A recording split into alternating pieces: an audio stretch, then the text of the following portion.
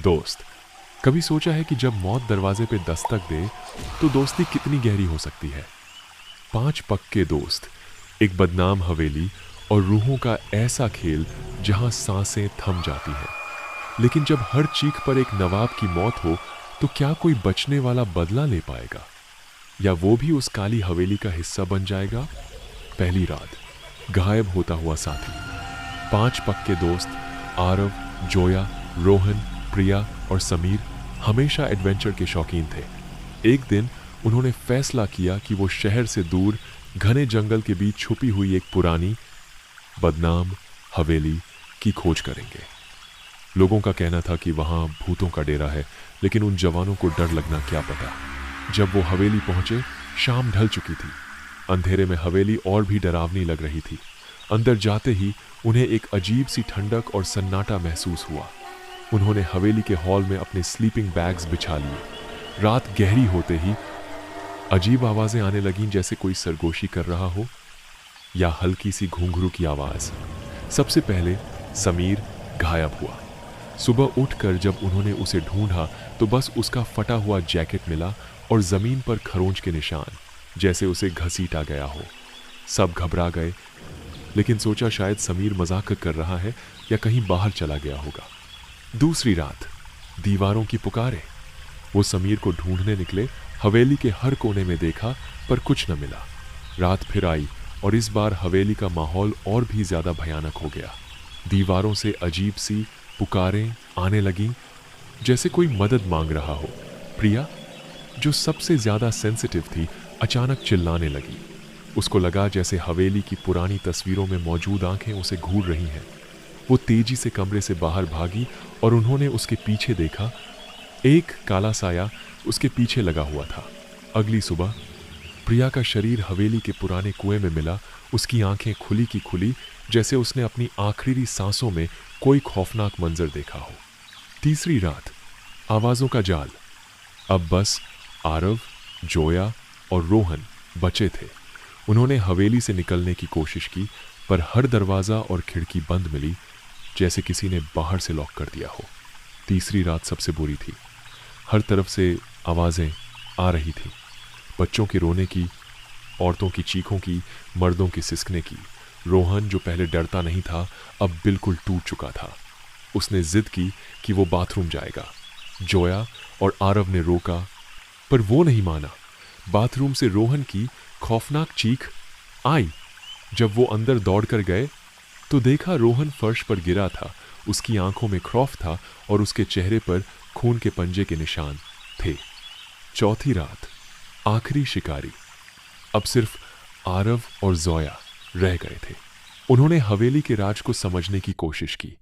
उन्हें एक पुरानी डायरी मिली जो हवेली के पुराने मालिक की थी।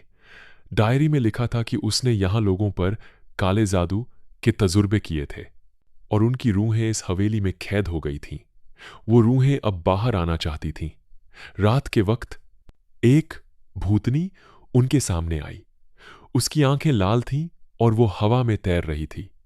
उसने जोया को पकड़ लिया और उसे एक पुराने कमरे में घसीट लिया। आरव ने बचाने की बहुत कोशिश की, पर वो कुछ न कर सका। जोया की चीखें कमरे से आती रहीं जब तक वो खामोश न हो गई। बदले की आग, आरव का इंतकाम। आरव अब अकेला था, गम और गुस्से से भरा हुआ। उसने अपने दोस्तों के खून का बदला लेने की कसम खाई। डायरी में एक जगह लिखा था कि इन रूहों को सिर्फ एक कदीम तावीज से बंद किया जा सकता है, जो हवेली के सबसे नीचे वाले तह खाने बेसमेंट में छुपा हुआ है। आरव ने हिम्मत बांधी। उसने हवेली के हर कोने की तलाशी ली, उस तह खाने का राज ढूंढने के लिए। रास्ते में उसे अपने दोस्तों के भूत दिखाई दिए, जो उसे डराने और रोकने की कोशिश कर रहे थे। उन्होंने उसे आवाजें दी, उसके नाम से पुकारा और ऐसी हरकतें की जैसे वो उसे अपना शिकार बना लेंगे। लेकिन आरव ने उन सबको नजरअंदाज किया, क्योंकि उसकी आंखों में बस बदले की आग थी। आखिरकार उसे एक छुपा हुआ रास्ता मिला जो तहखाने की तरफ जाता था। नीचे जाते ही उसे अजीब सी बदबू और ठंडक महसूस हुई। वहां बीच में एक पत्थर का टेबल था और उस पर एक चमकता हुआ तावीज रखा था। जैसे ही उसने तावीज उठाया, हवेली कांपने लगी। चारों तरफ से रूहों की चीखें आने लगीं, जैसे वो उसे रोकना चाहती हों। आरव ने तावीज को हाथ में पकड़कर डायरी में लिखे हुए मंत्र को जोर जोर से पढ़ना शुरू किया। हर मंत्र के साथ हवेली की दीवारों से निकलने वाले साये कमजोर होने लगे। रूहों की चीखें तेज होती, पर फिर धीरे धीरे मध्यम हो गईं। पूरी हवेली में अजीब सी रोशनी फैल गई और फिर सब कुछ खामोश हो गया। निजात या तबाही? जब रोशनी गायब हुई, आरव ने देखा कि हवेली अब खलाली थी। कोई आवाज नहीं थी, कोई साया नहीं था। रूहें शांत हो चुकी थीं, या तो कैद हो गई थीं, या फिर उन्हें आजादी मिल गई थी।